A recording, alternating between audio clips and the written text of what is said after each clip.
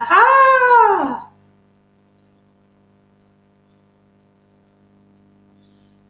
Let's just get our countdown going. There we go. Aha! Good morning, Facebook land. Just grab my coffee, which as usual is going to just sit here and get cold until the very end. But good morning. I'm going to say the word crumbers because that's what you guys have been calling yourselves, which is amazing. I love it. I love it. So thanks to my lovely lady who watches quite a lot, Gina. Yay, we're now crumbers. But good morning, everybody. Welcome to a beautiful, I'm just going to look out the window, blue sky, autumn, sunny day here in the Cotswolds. And this morning I have for you one of the fruits that you guys have been saying that you love to bake with, love to cook with at this time of year, and that's apples. And we're going to be making a toffee apple tart. This one's going to be an easy one. There's no pastry on this, but you can adapt it for pastry, but we're going to be using that really easy, simple biscuit base. And that's the plan for today. So we're going to just give it a couple of minutes as always, let these guys have a couple of minutes to join us, and then we're good to go. And I'll tell you about everything that we're going to be using, the ingredients, we'll talk about apples, and also what you can do to switch it up and play around with it. So that's this morning's baked toffee apple tart. As usual, wherever you're coming from, if you're coming from YouTube or Facebook or the Facebook group, please drop me a message in the comments. Let me know where you are, and hope you're all keeping safe and well. And you guys, I know there's quite a few of you that watch on the replay that are in Australia and Canada and the States. Do say hello as well. It's lovely to hear from you. I do get around to replying to your comments as well. So we've just got a minute or so. It's exciting. I'm really looking forward to this one tonight because it's going to be dessert with some really nice ice cream as well. So yeah, we're just getting up to the minute and a half mark. I will go through everything that we've got here on the table. It is a really simple, easy bake. We're not going to be making any pastry, like I said. We're going to be using, equipment-wise, a food processor, a mini chopper, or a rolling pin, and just your utensils, apple corers, peelers, and things here. And you're going to be needing one of these, which is, I'm using a loose base. I was about to say loose leaf, but loose base tart tin, but you can do it in a pie dish if you prefer. But we're going to be taking ours out, hopefully, so we're going to be using one of these. So yeah, just give everybody a few more minutes, a few more seconds, and then we'll get going.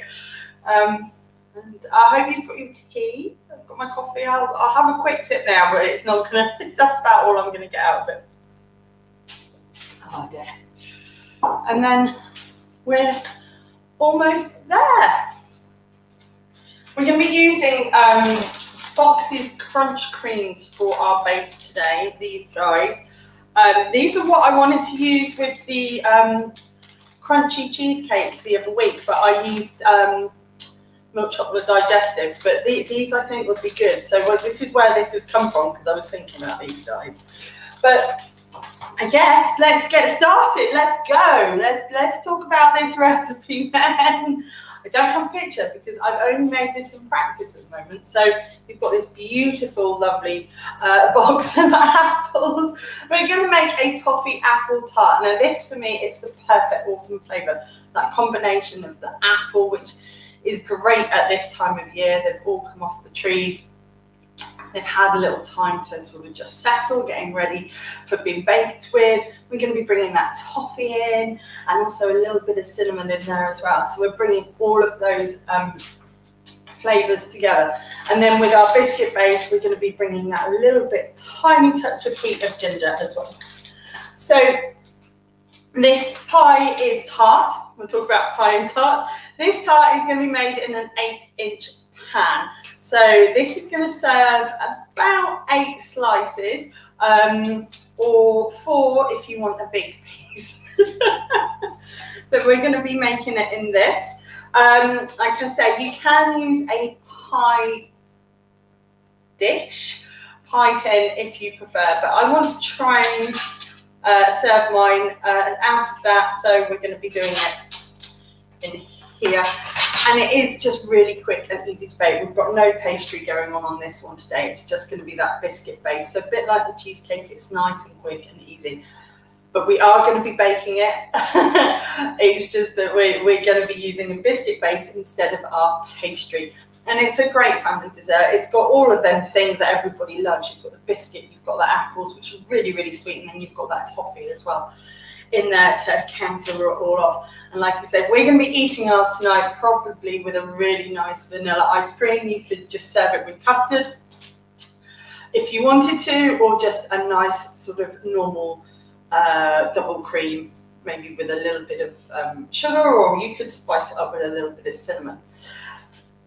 So then,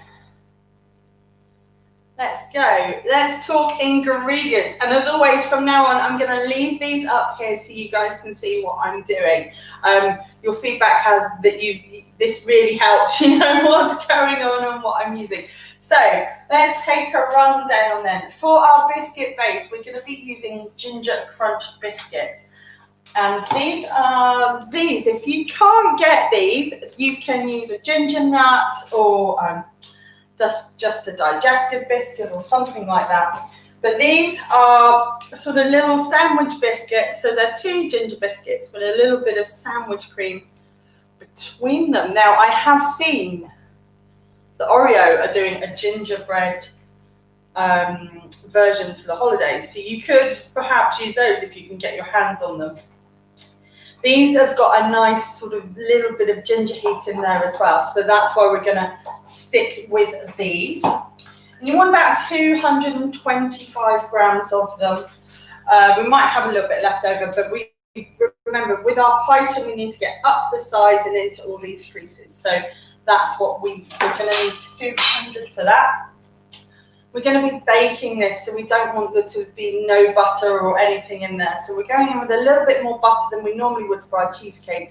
This is 100 grams here, and that's going to help bind everything together. You're also going to need apples. Now, I've got Braeburns. We'll talk about the different types of apples when we start to cook these up. These are sort of dessert size apples. This is the size that you want. We're probably going to use about 3 of those. You're also going to need, with the apples, a little bit of extra butter. So there's 15 grams of butter here. Some caster sugar, another 15 grams. Now I'm using cinnamon caster sugar. And again, I'll talk to you about that when we get there. But a bit like how we make our vanilla sugar, I've got a, I don't know if you can see with it on the jar and the light, but I've got a cinnamon stick in here that just nestles and stays in with my caster sugar, and I just keep retopping that back up. We're going to need a teaspoon and a half of lemon juice. I've got a little bit of extra cinnamon. I think I might add this to my apples. It's not on the list, but this is optional.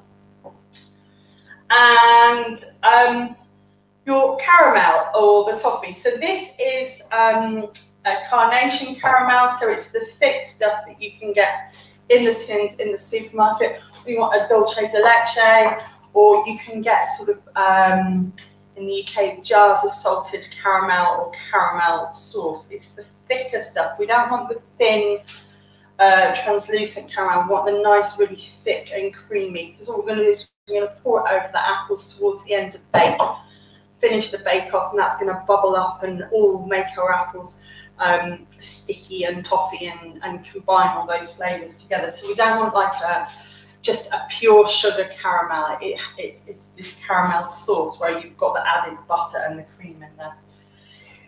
This one is the Dulce de Leche one, the Carnation Caramel one, which you can make at home if you feel safe. I haven't tried it yet, but you can do it by basically boiling a can of condensed milk, and what it does is it cooks it. You can do it in things like the Instant Pot, the pressure cooker as well. For me, I know I would walk away from my hob and forget it, and there would be an explosion. So it's worth me for the extra pennies to buy it as well. But if you want to go, have a try. There's quite a lot of recipes out there, instructions like Jamie Olive and Nigella, BBC have all got them on there. So if you want to give it a go, you can try. And that is really just what our ingredients are today. We have got the old, my favourite cake release, easy cake release, because we are just going to grease our tin just to help our base come out when we finish cooking. So let's get on to it. In terms of equipment, like I say, we're going to need an 8-inch loose base pan. I've got loose pan tart in there, so that this is a loose base tart tin, or you can use a pie tin. I was looking the difference between a tart and a pie yesterday. Normally you'd serve a pie straight from the dish, whereas a tart you'll take out and you'll slice up, hence the loose base. Pie's also generally got a top, or it could have just a base and nothing around the sides, whereas a tart going to have that nice base and those shallow sides. So that's what we're going for. We're going for a tart. You're also going to need a food processor, a mini chopper to crush your biscuits, or a Ziploc bag and a rolling pin, and a little bit of arm power. You're also going to need for your apples a peeler and a paring knife or a knife, and if you have one, an apple corer as well. So it's quite simple ingredients and simple equipment, and it is quite an easy bake. Again, it's one that the kids can get involved in. They can do the bashing of the biscuits. With the apples, when we get to them later, they can actually help with those as well, and just bring everything together. So let's get started. We're going to then first make our biscuit base, because we want to get this in the fridge and just chilling for a little while we get everything else ready. So I'm just going to move some bits out of the way. And first up then is you want to melt your butter. There we go. You want to melt your butter. Now, as I say every week, I don't have a microwave because I blow them up. So I'm going to melt mine just gently on the hob over a low flame. So in that goes. Now I'm using slightly salted today. If you want to use salted, you can do, or if you prefer to use unsalted, that's also fine. Just add a tiny pinch of fine sea salt in, and it is literally just a pinch there.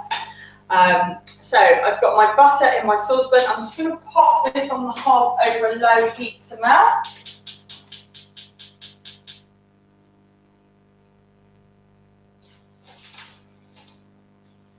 And I'll start to hear that bubbling. If you're doing it in the microwave, do this in 30-second blasts. Put it in for 30 seconds, see how it is, give it a little stir around. If it's almost there, let the residual heat from the rest of the butter melt the remaining butter. If it's not, try again, but you don't want to over melt it or burn it. So just go in slow increments. So whilst that's doing its thing, on to our biscuits. So we're using my trusty food processor, Magimix one, but you can use whatever you like. If you've got a stick blender with the the little mini chopper box that goes on the end, we've got one that we use. You can do it in that. Break the biscuits up and do it in several batches, or break them up, pop them in a Ziploc bag or a freeze bag, make sure it's sealed, and then give it a good old bash with a rolling pin. Again, this bit's great for kids, or if you're having a bit of a day. It's always good for that. So what we're doing though here is we're just breaking our biscuits up. We're putting everything in, even that filling. If you don't want the filling in there, you can take it out. You might see sometimes with the Oreos that people, when they use them for the biscuit base, they scrape that out.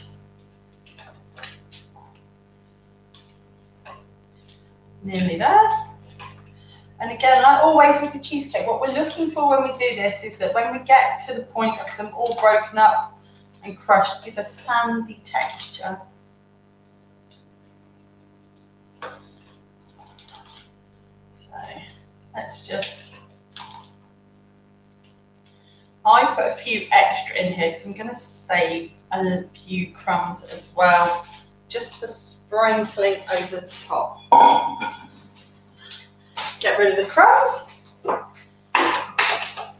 So, put the lid on and just give it a flick.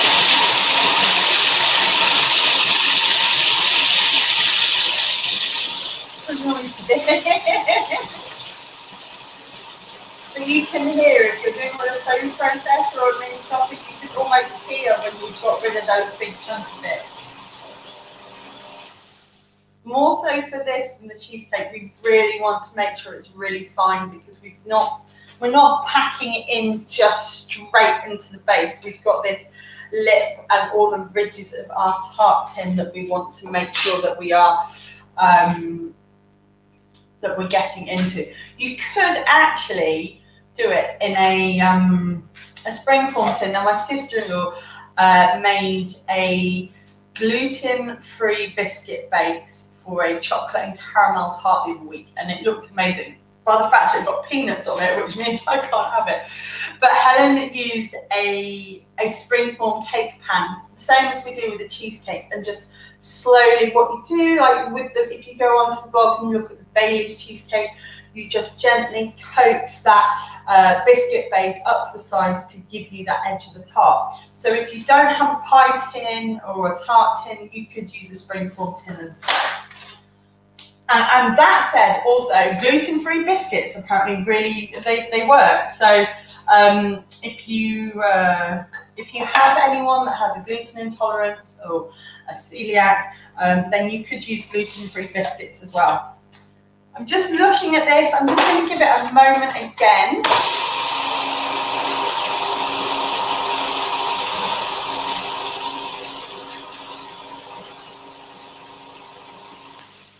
And a bit like we're saying with the cheesecake, we don't want those lumps in there because if we have got big chunks of biscuit when we cut into our pie or our tart or our cheesecake later, and we're trying to get through those big chunks of biscuit, it's just going to pull everything up.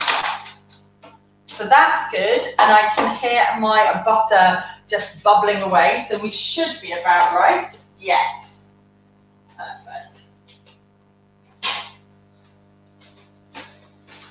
So this has just melted, so everything's melted through there. And if you're doing this in a Ziploc bag or a mini chopper, you can put all your crumbs into a large mixing bowl and combine everything with a spatula. If you're doing it at a food processor, you can add this straight in, which is what we're going to do. Get it all in. Just going to get rid of this. We're going to need that again, so that can just stay there. And now we're looking for a wet, sandy texture.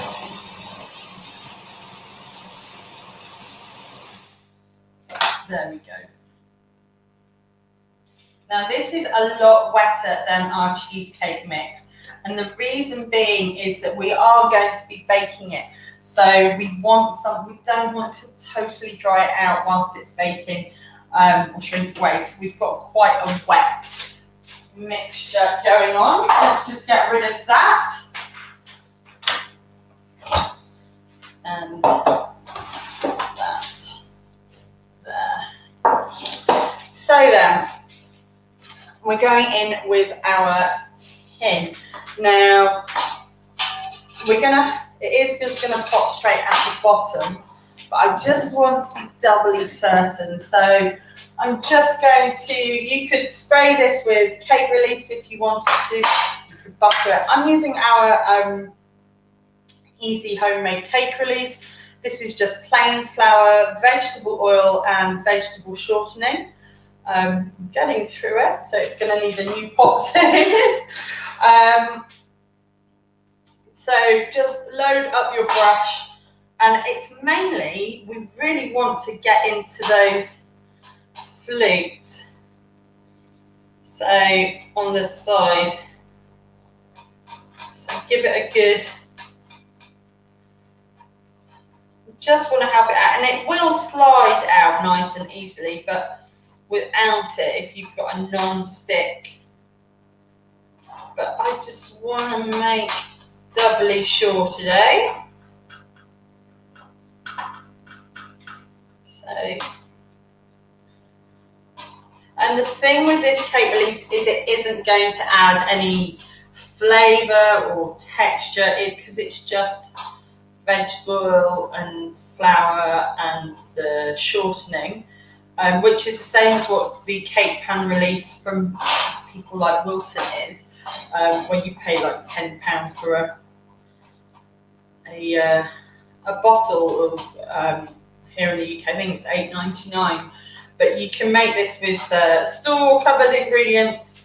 It lasts for ages, and you make a batch up, you put it in the cupboard. And this has been in, this is an August one, beginning of August, so you know we're still going through. It keeps as long as the date on your ingredients. So if you're using fresh ingredients, obviously it will last longer than if you're using ingredients towards the end of their life.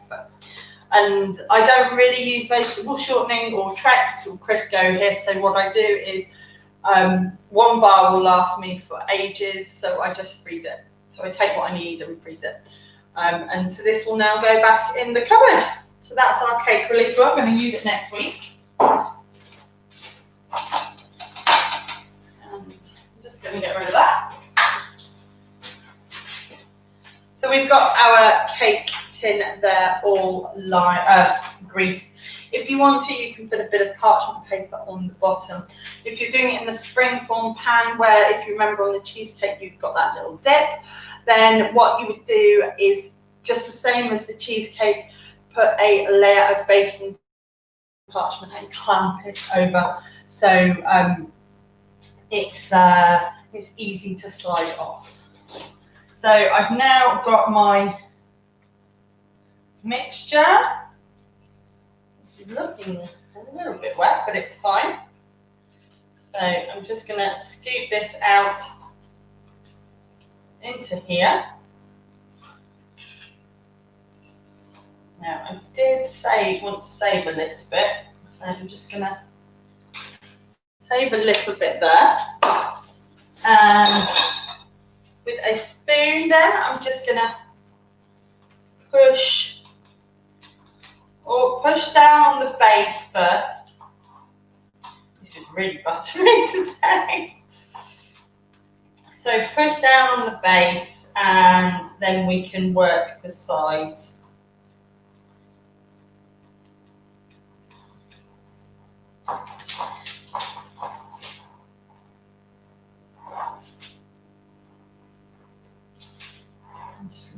And now with clean hands, I'm just going to pinch through on the sides here.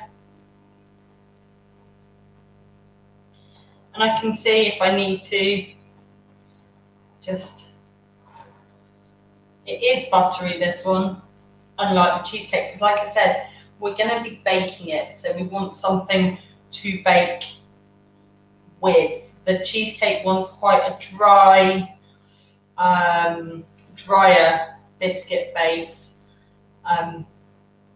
because all we're doing there is chilling it. There's no bake.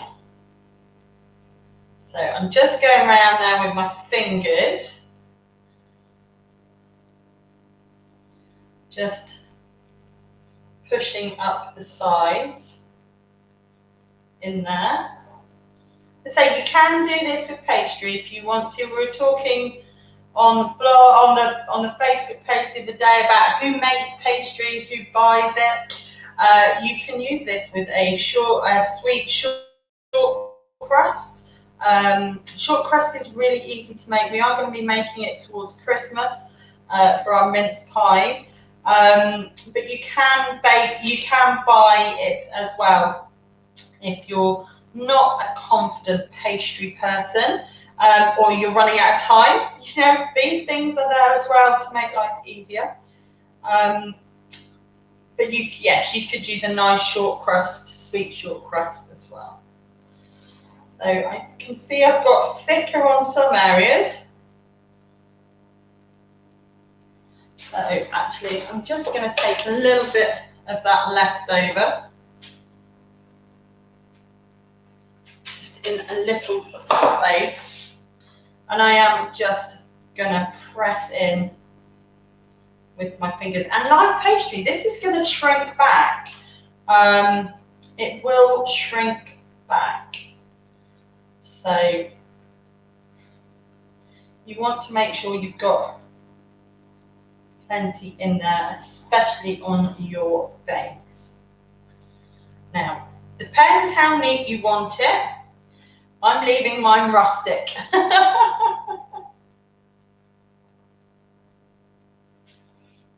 That's the technical term.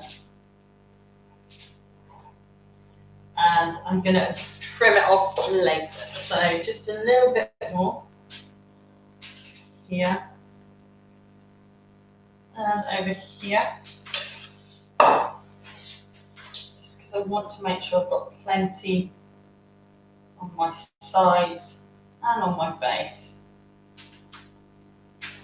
So again, this is good for little people if you're happy with that. You can use this same recipe to make mini, if you've got mini loose bottom tart tins as well. So what I'm going to do is just wipe my hands.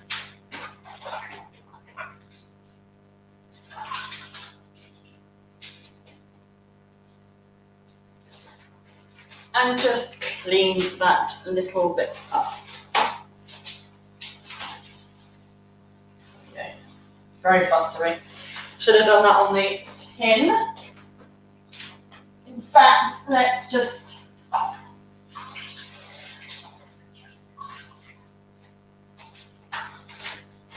wipe that properly down.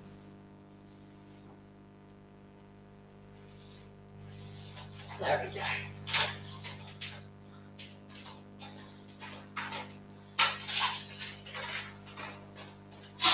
Now, this needs to go in the fridge to chill. If we put it straight away in, it's just going to disintegrate. So we want it to chill for a little while first. So this is it. It's like you can see, I've left the edges all a little bit rustic because we're going to trim it back. Like pastry, it is going to shrink back. So I'm hoping I've left space in the fridge.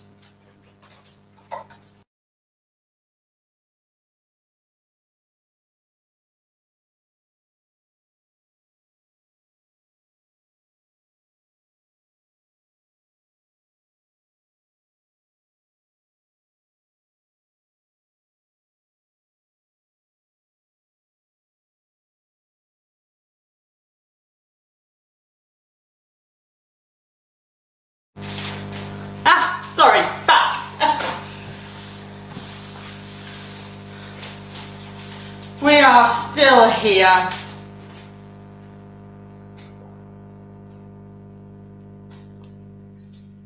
Grab a slurp of the old coffee. Just going to put the food processor to one side. So then, next we're on to our apples. So let's just get rid of the Magimix. Any leftover crumbled filling, biscuit base filling, crumb, whatever you want to call it, you can sort of crumble up and bake at the same time, which is what I want to try and do. So you can just scatter that all over a baking tray, and pop it in the oven at the same time for like the last 10 minutes or so, 10-15 minutes or so when you're baking the tart, and make a little crumble topping that you can then sprinkle over the top, which is what I'm aiming to do. So, onto our apples.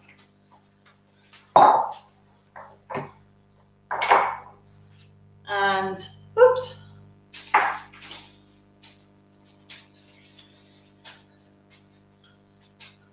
And our bits and pieces. So then, apple time. What we're going to be using today is Braeburn apples, and Braeburn they're a really nice tart, firm apple that we want for when we're baking them here in a recipe. So for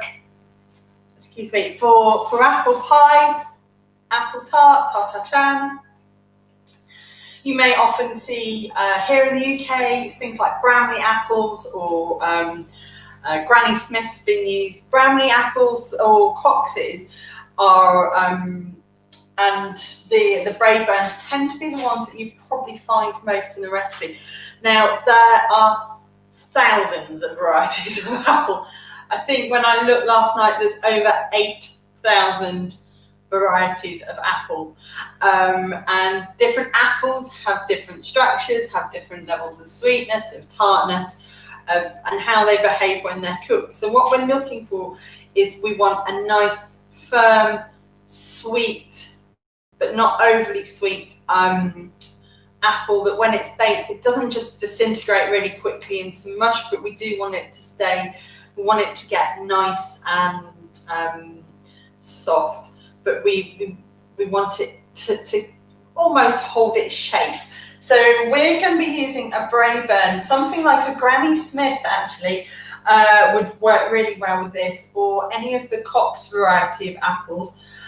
Things like a Golden Delicious, where they're quite, if you eat them, they're quite floury in texture. That's they're really quite soft. Is going to cook out far too quickly for this, and they haven't got that level of tartness, sweetness that we're looking for. So we're going to be using a Braeburn. If you want to use Bramley apples are quite acidic, so they need a lot more sugar to counteract that acidity. So what we're going to be doing, whilst our tart is chilling in the fridge, we're going to be cutting up our apples, and then we'll be ready to layer them in. We're also just going to preheat our oven, so we're going to stick this at 180 as usual fan.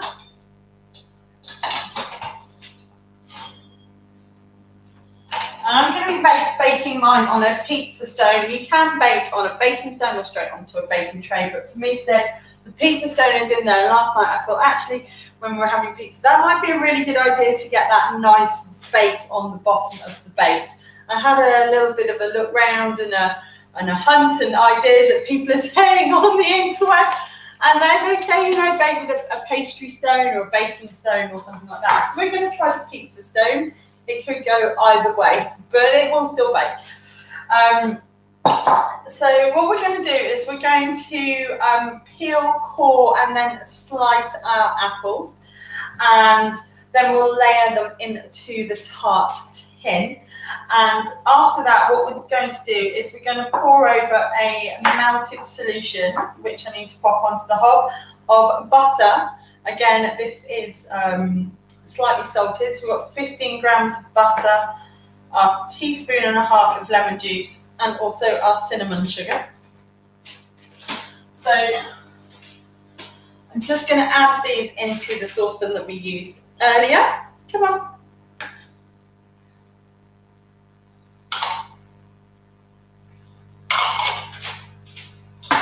And we'll pop that on the hob just to gently, very low, warm through, because we want to get that sugar there.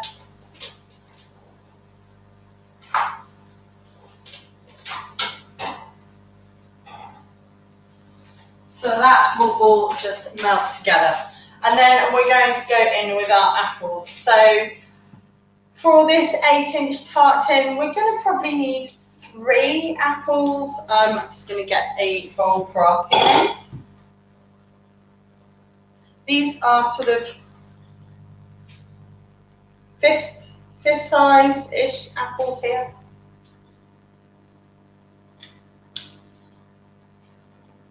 I know I spotted one with a bruise earlier, so we won't use that one. Ian can have that one. So then, depends how comfortable you are with things. I am the world's worst at peeling. I normally use a speed peeler because it's easier, left-handedness for me. But we're just going to use, so I'm just going to put that in the dishwasher. So I'm using a vegetable peeler I'm going to peel down my apple. I know people, like I say, I can't peel, oops, to save my life. So you do you. Because that's where I'm going. We'll do one first.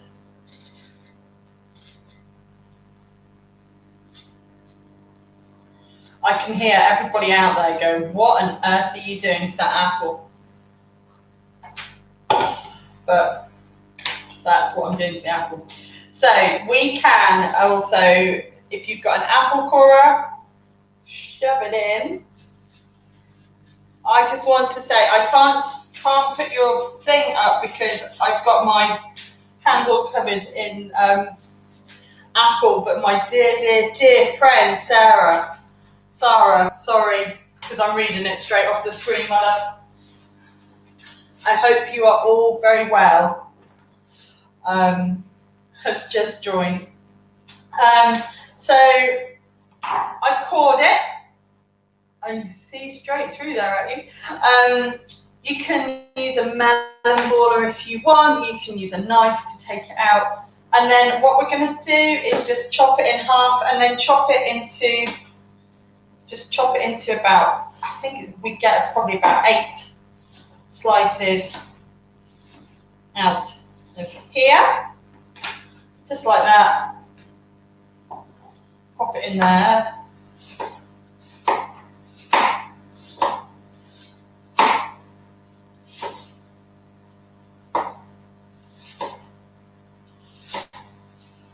There we go. We've got to work quick because our apple is going to start to brown. So back to Louise's rubbish peeling again. I know you're meant to go in a spiral, aren't you, with an apple, but there's just some things as a left-handed awkward person I can't do. Ooh, these are really juicy as well. Apples are best if you're using your apples from your trees. If you grow apples, ours hasn't actually given us any fruit that I've seen this year. You really want those apples to wait a month before you use them in cooking because they still are slightly maturing. So if you are using homegrown apples, if you've got some that you've taken off your tree when it's fruited, just give them a couple of weeks to do their thing. So in again with our apple corer. You could do this with pear, to be quite honest. That would be quite nice. The pear tree here is mad with fruit. But yeah, pear would be nice. I just realised I put my peeling bowl. This is something the kids can get involved in as well. Obviously not with a knife like this. This is far too sharp. But you can get those kids' knives now that are like proper knives. They know, they can see, and they can learn how to chop. And they're enough to go through the apple, but they're not gonna do any damage to their fingers or anything. Which is the one? That's the one. There we go. So they're really good, and they don't have to cut them in slices. You could just cut it into random chunks if you wanted to. We are going to try and layer these nicely in the tart. But the kids could, yeah, they can just use those. Oh, there it is. Those kids, I don't know what they're called, but I will find out. Because it's great to get them cooking and involved. But they look like proper knives. They look like knives that, you know, mummy and daddy or grandma or granddad or whomever is teaching them to cook is using, but they are kid safe. So we have a little bruise on this one, but not to worry. And then, in with our corer. Like I said, if you haven't got an apple corer, cut the apple in half and then either slice it out with a knife or with a melon ball or something as well works. I have an apple corer because this is what we use for coring out and filling cupcakes. It's really, really handy. I very, very rarely use it for apples.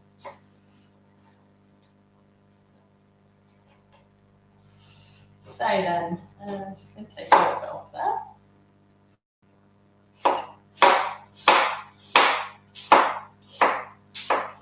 If you were a posh French chef, you'd be nicely, finely cutting those, not just big chunk, crunch, crunch, crunch. Let's just get rid of this because there's a lot of apple juice around here.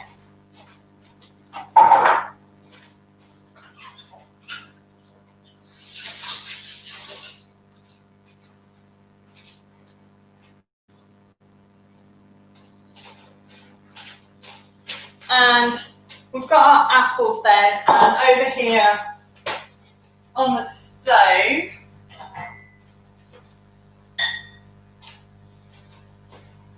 it's just become I don't know if I'll be able to show you because it's been too hot, but it's become like this foamy, buttery sugar syrup that we've got going on there. I'm just going to leave it just to keep bubbling for a moment. I don't want it to catch though, so just we'll get stuff in things. So let's put that in there. Oops. So we've got our apples, we've got our cinnamon butter sugary mixture going on. We are just going to quickly add a little bit of an extra touch to these guys, and I'm going to add a little bit of cinnamon sugar and a tiny, tiny spinch of ground cinnamon itself. So let's start with the cinnamon. Don't know why I got the scissors out last night. I'm sure I'll remember at some point. This is half a teaspoon. I'm just going to be using half of that. So that's a quarter. Actually, I'm not even going to be using that. Sprinkle over the top. I don't want the cinnamon to overpower the caramel when we pop that together. And then I'm just going to also add a little bit of my cinnamon sugar. Now, this is what I wanted to tell you about. A bit like our vanilla sugar. Here, I've just got a pot of caster sugar and I've got a cinnamon stick. In fact, I think there might have been 2 in here at one point because there's some crunchy bits. And all that's in is just sealed in a pot, and I keep that in the cupboard and I top it up. I tend to only really use it around this time of year, if I'm honest.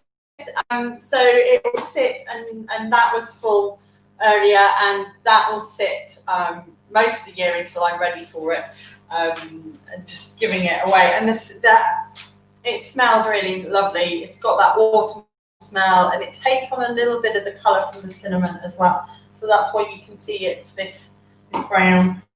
You could chuck in a little bit of ground cinnamon, but it's not really going to work the same. We want to be getting the nice loveliness from our cinnamon stick. So I'm just going to add a sprinkle just over with my spoon. Not too much, but there we go. let's say you can do this with vanilla. So I've got a vanilla one going, there's a cinnamon one going. And if you like baking with lavender, you can do the same with lavender sugar as well.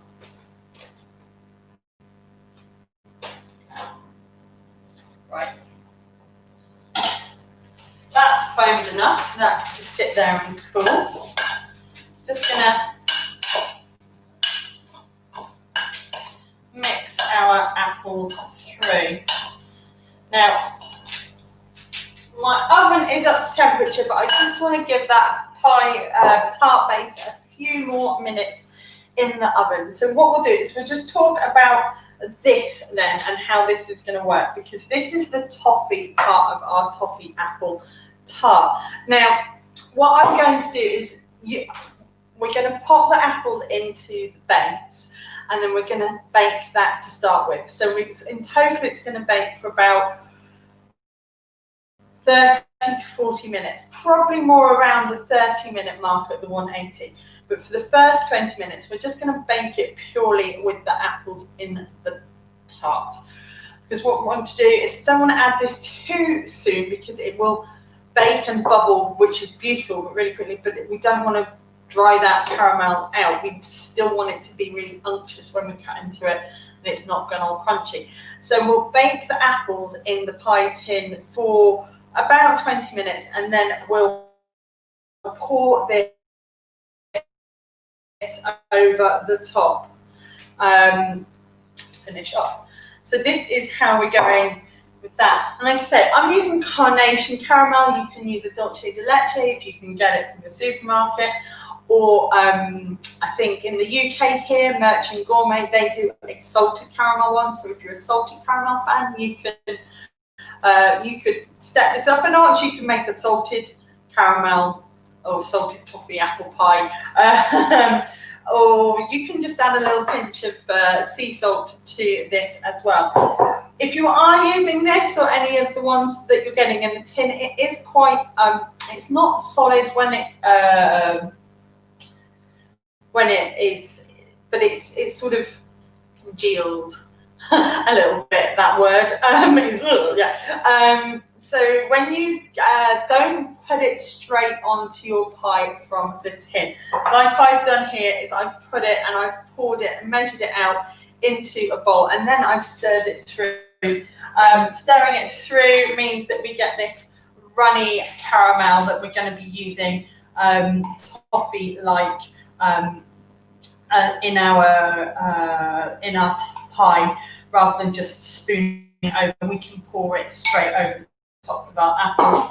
If you want to, you could put in a layer in the pie tin, on the base of the tart crust that we've got that's chilling, before you add the apples if you wanted to. But we're going to be doing the apples straight onto the tin.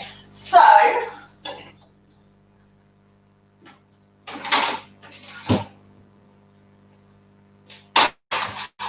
it's not quite had long enough, but it's enough. I can see that it's starting to, and it feels like it's starting to set. So what we're going to do then, we're going to get our apples and we're going to start layering them round. So I'm going to try and make it look pretty.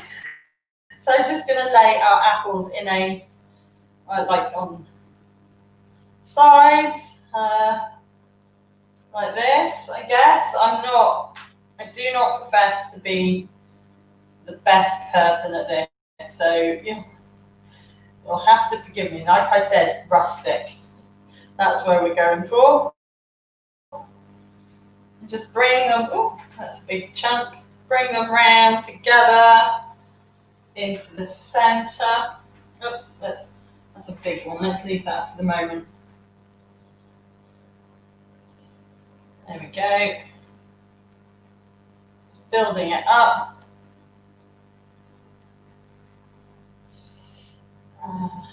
Round.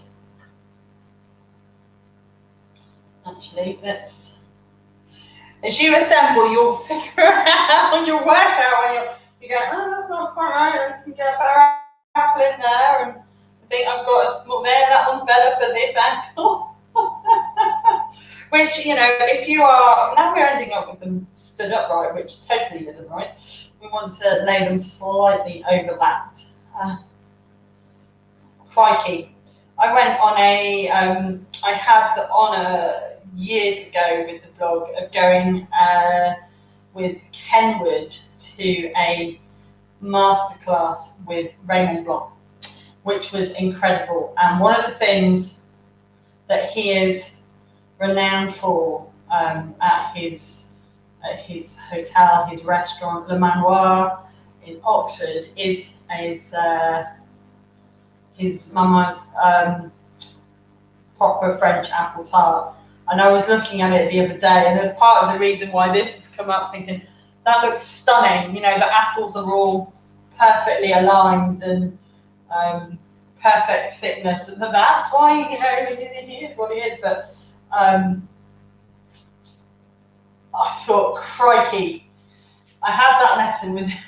And now I'm looking at this going, he wouldn't be having any of this. I'd not pass the test.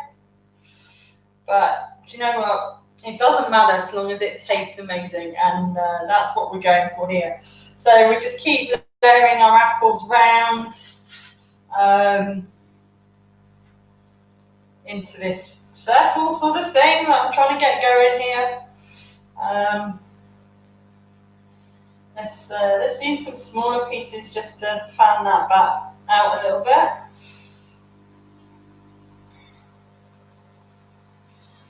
Just keep going in.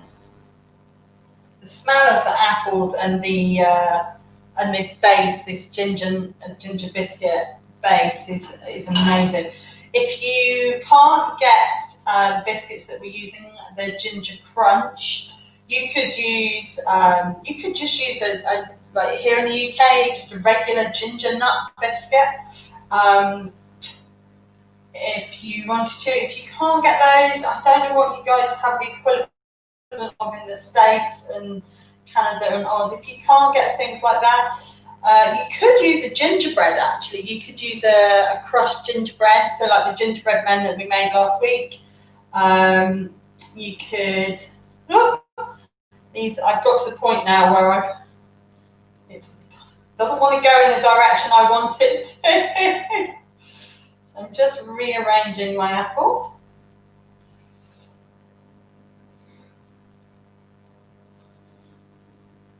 Oops. Yeah.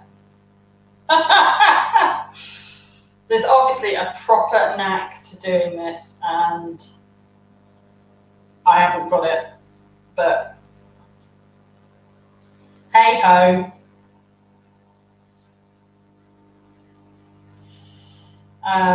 Yes, so going back, I don't know what you guys have got in other parts of the world that you could use, but you could use it. There's nothing to say you couldn't use a gingerbread here. It give you that sort of that little bit of heat that we're looking for.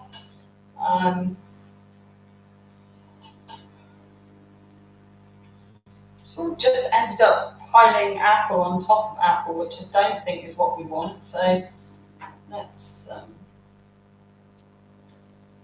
just play around with this last section. Oops, we're gonna have to. My 30-minute thing on the camera is gonna go. No, that's it. In a minute, I'm gonna have to quickly find a way of switching the viewfinder back on. Nearly there. And we don't want to fill it all because we want somewhere for our toffee to go when we pour it over. So we've sort of got this apple thing going on in the middle. We've got a few pieces just going to layer up in the middle. If anyone follows a lady called Juliette Sear on Instagram, you would her tarts and the thing she does with her pastry and her pies is just incredible. Again, she sort of have kittens, but she makes these beautiful apple rose tarts and things. So you get this really chop the slice that apple finely. I assume using like something like a mandolin or something like that. just to get that through. Now I've got a few pieces of apple left, so I'm just going to see, I filled the centre there. Let's see if I can swap a few around, but I think that's probably where we're at. So let me just have a quick rinse.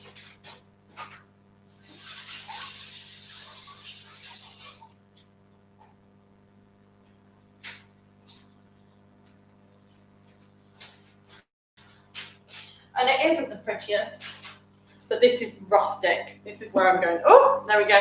So you can see I've got the apples in there. My pie crust, my tart crust is sitting slightly proud of my tin. And like I said, it's because it is going to shrink back as we bake. Even though it's not a pastry, it will start to shrink back. So this now is going to go into here, which is preheated to 180 degrees C or 350 Fahrenheit. And we're going to go for, oh, one thing I forgot. You nearly forgot it. And it's cooled a little bit too much.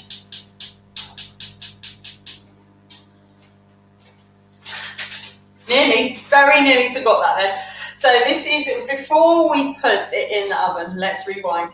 We're going to lemon juice, sugar and butter mixture. We are going to pour over the top of the apples there to start off. So that have just cooled slightly a little bit too much. So we just need to let it soften a little bit. Then we're going to pour it over the top here.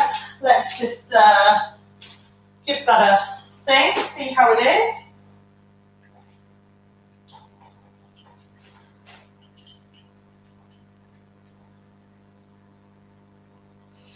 There we go.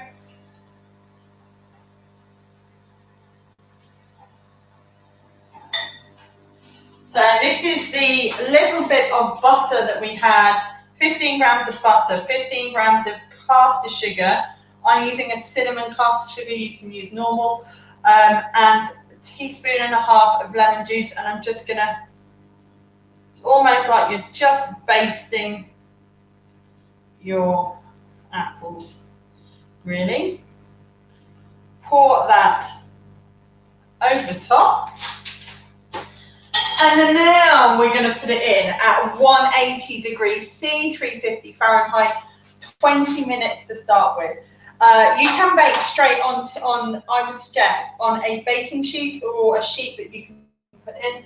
I'm going to try mine on a pizza stone because we've been researching a few bits and pieces, and people are saying for that bottom, if you're making pastry, to avoid a soggy bottom, obviously this isn't pastry, a baking stone is nice because it distributes the heat. So if you've been using a pizza stone or anything like that, you'll know that when you bake your pizza on it, you get a really lovely crispy base. And that's what we're going to try with this. So I'm going to, that's been in the oven coming up to temperature at the same time. So in goes our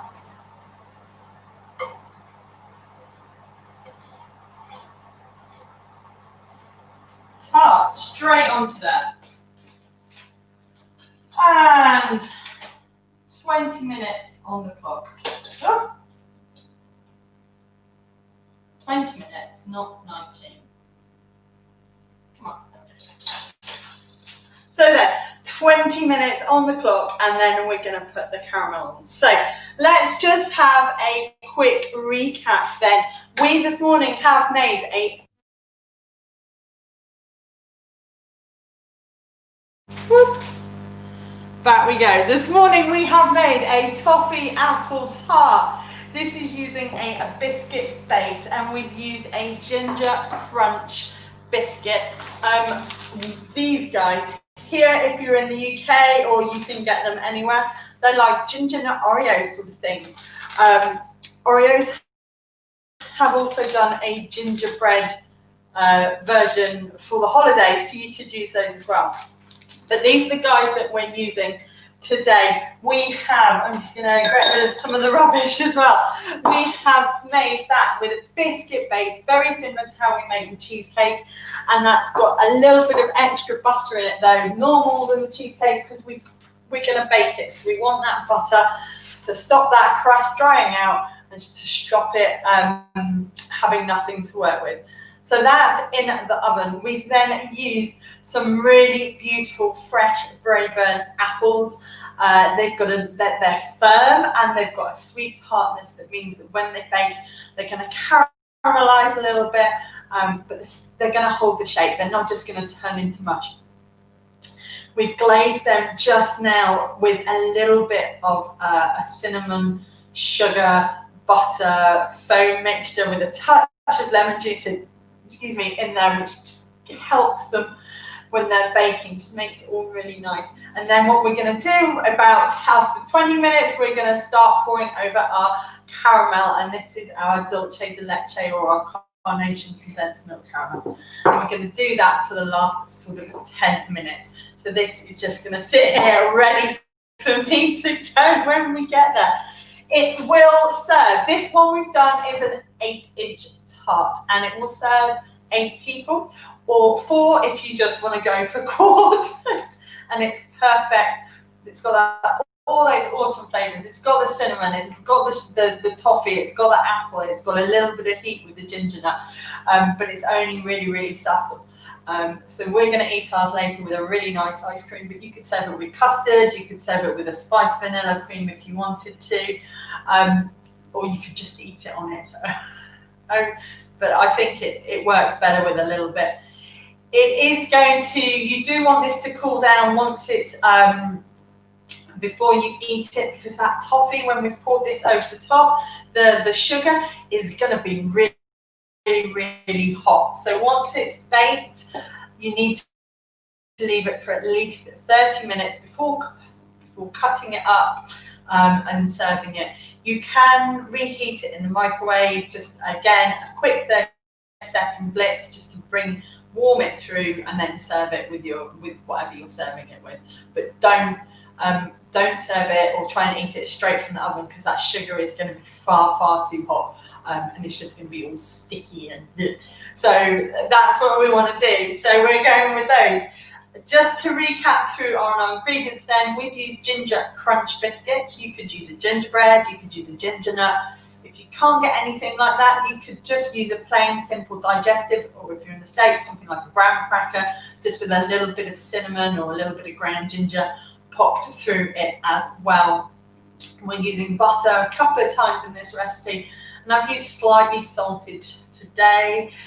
If you don't have that, you don't want to use salted butter, you prefer unsalted, just do add a tiny, tiny pinch of fine sea salt into there as well. That salt, it helps just bring out everything, just brings out the flavours, helps it balance on our palate, so we get to taste everything in there. We've used Braeburn apples. These are just a really nice, like I say, dessert apple, and that's what we've been using. You want to steer clear of anything like a Golden Delicious that's really powdery or really sort of light in flavour or perfumey. We want something that's got a strong, sweet tartness going on in there. So a Granny Smith as well, if you're not really fond of like a red apple, but a Granny Smith is what a lot of people tend to use. You can use Bramley apples if you want, Bramley cooking apples. Just remember they can be slightly acidic, so you might need a little bit more sugar in there to balance it out. But to be honest, we've got quite a lot going on with our topping sauce, so you should be okay using a Bramley. You don't have to do it into the slices like I've done. You can put it into chunks or anything like that. And we've got those things, that butter, the caster sugar and the lemon juice, just as that's our glaze that we put onto our apples just before they've gone in. And I've used cinnamon sugar, just like we said, caster sugar that I store with a cinnamon stick in there, which will just allow to permeate that scent, that lovely cinnamony warmth through it. This is also great in your coffee over the winter if you are like a pumpkin spice sort of person. This is really good. Equipment wise, we've used an 8-inch loose base tartan, not loose pan tartan, but you could use a pie dish if you prefer. Obviously you're not then going to be taking it out, you're going to serve it straight from that, and technically it would be a toffee apple pie, but hey, you know, is toffee apple. You could also use a spring-form cake pan. Like I said earlier, my sister-in-law is made a caramel peanut M&M chocolate tart the other week, and she did it in the spring-form pan. Just put a layer of baking parchment over that and clamp it in before you. It helps release everything through. And like I mentioned, she did this with gluten-free biscuits. She used gluten-free digestives. So if you do have a gluten intolerance or your celiac, or anything like that, then this works really well with the biscuits, with the gluten-free free-from biscuits as well. So this can be adapted through. Helen assures me it was amazing. So, and that the biscuits, my concern with that would be the biscuits wouldn't hold together very well. But she said, no, with the butter in there, it all does its job. It works really well. So you can make this one gluten-free if you want to. And then we just used a peeler and a paring knife for sorting out apples. But again, you can get the kids involved as well. I'll find a link to these kids-safe kitchen knives because they're great if you want to really involve them in everything that's going on. So that's really where we've got to today. This is going to obviously take its time baking. It's having a little bit of a leak with butter from the base at the moment, which is to be expected. That's why we chill it. That's why we chill it for at least 30 minutes, because we don't.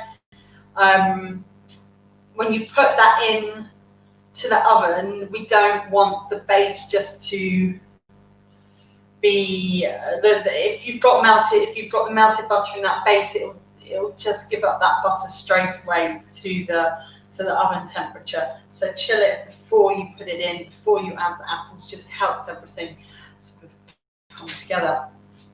That's going to have about 10 more minutes, I think. I should have checked. 20 minutes at 180 before we add our toffee in for the last 10 minutes. And again, see how your apples are. We want them to be starting just to caramelize on the top. So if you think it's not quite there, leave them another 5 minutes, then add the caramel for another 10 at the end. But as usual, everything will end up here on the blog this week. This is the first time that I'll have been doing this for the blog, so the post will be up sort of maybe Wednesday time, but I'll let you know as soon as it goes up, and you've got all the instructions and the ingredients that we've looked at previously. But there we are. I'm gonna finish it there, but I'm gonna love you guys and leave you on this beautiful, it still is a lovely, beautiful blue sunny autumn day here in the Cotswolds. So I hope you'll have fun. We are edging towards Halloween, so there's going to be some more Halloween bakes coming through. I've got something really cool that I want to do, fingers crossed, not next weekend, the weekend after. But next weekend is my birthday, and I have no idea what I'm going to do, but I am going to be here. We're not in lockdown, but we're still, everything's still here in the UK. So family and things, we're not going to be able to all get together. So I will be here next Sunday, turning another year older with you guys. So this week on the Facebook page, I'm going to ask you what I should make for my birthday. So that. And then we'll see, we could be doing cake, we could be doing tray bake, we could be doing biscuits or cookies or something. But I'm going to let you guys decide what I have for my birthday. But once this is done, I will pop a picture up so you can see what it looks like. And I'll pop some notes into the post as well. And then the recipe and everything will be up towards the middle of the week, but you can replay and watch this at any time if you've got that entire ingredients list there. But as always, thank you so much for joining me on this sunny Sunday morning. I want to say it again, thank you Crumbers, thank you Gina. I love this. It's a great idea. I love that you guys are coming together on the Sunday. It's lovely to see everybody here that comes back and watches more as well. It makes my heart sing, my little baking heart sing. But we are here every Sunday, here on YouTube as well, and over in the Facebook group, as well as the Facebook page. If you've got any ideas, any suggestions, please do pop anything in the comments below, and I'll take a look and we can do something. I've got a list for Christmas. Yes, I said that word, coming up, because we're going to be making a few things across a few weeks. So towards the end of next week, when we're sort of coming to the end of this first slot, I will put up the Christmas schedule. That said, if anybody wants to make a Christmas cake, we will be doing that. I have this feeling that it's going to be chaos in the supermarkets getting hold of ingredients in the run-up to Christmas. So I will be purchasing things like my dried fruits and things within the next week or so. So I will be posting. What I'll do is I'll put a shopping list up. So if you do want to make your Christmas cake with me, then you'll have a list of things that you want to get a hold of. So I'll put that all up together on the Facebook page. But in the meantime, enjoy the rest of your Sunday, wherever you are in the world. I hope, as always, you are safe and well, and please look after yourselves and each other. And I will see you again next Sunday when we turn a year old. Thanks for watching. Bye for now.